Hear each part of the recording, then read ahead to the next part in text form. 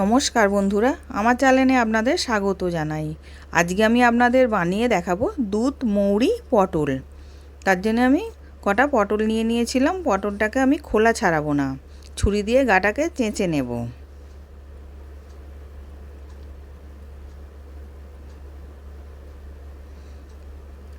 এবার গাটাকে চেঁচে নিয়েছি। এবার দুদিকে পেছনগুলোকে কেটে নিলাম, নিয়ে ফেলে দিয়েছি। এবার আমি দুফালি করে কেটে নেব। এবার এরকম করে আমি সব পটলগুলোকে করে নিচ্ছি।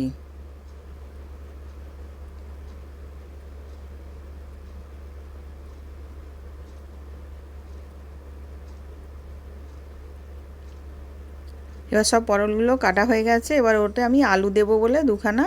এবার আলুটাকে প্রথমে আমি স্ট্যাপারে করে ছাড়িয়ে নিলাম। এবার আমি ওটাকেও কেটে নেব।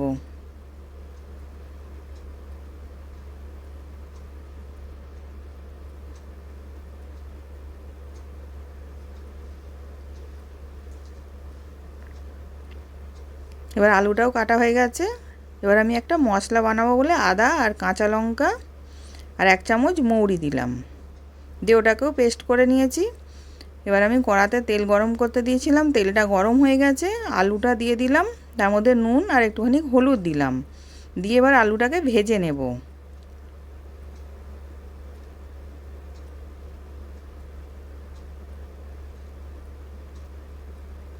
এবার আলুটা ভাজা হয়ে গেছে, আলুটাকে তুলে নিলাম। এবার ওই তেলের মধ্যেই আমি পটলগুলোকেও দিয়ে দিচ্ছি। এবার পটলের মধ্যেও নুন আর হলুদ দিয়ে দেব, দিয়ে ওইগুলোকেও আমি লাল লাল করে ভেজে নেব।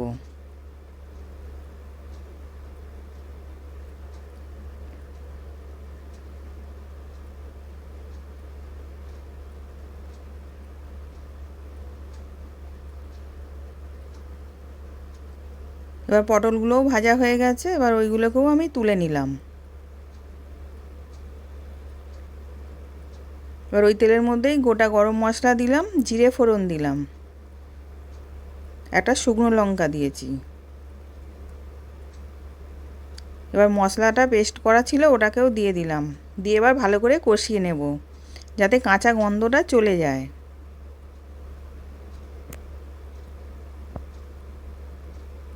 ওর মধ্যে হলুদ গুঁড়ো দিলাম, কাশ্মীরি লঙ্কা গুঁড়ো দিলাম, স্বাদ অনুযায়ী নুন দিলাম, আর সামান্য একটুখানি চিনি দিলাম, দিয়ে ওইগুলোকেও ভালো করে মিশিয়ে নেব মশলাটার সাথে।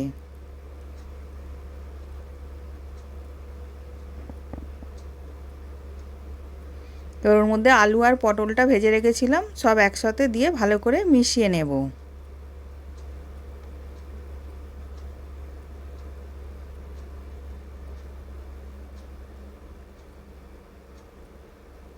এবার আমি ওর মধ্যে 1 গ্লাস দুধ দিয়ে দিলাম। এবার দুধ দিয়ে ওটাকেও ভালো করে মিশিয়ে নিচ্ছি।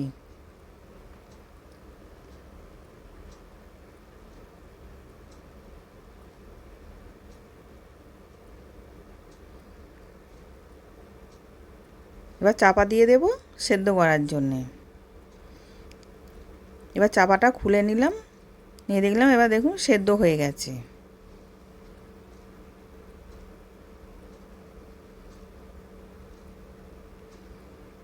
ওর মধ্যে ঘি দিয়ে দিলাম আর গরম মশলা গুঁড়ো দিলাম, দিয়ে ওটাকে ভালো করে মিশিয়ে এবার নাবিয়ে নেব।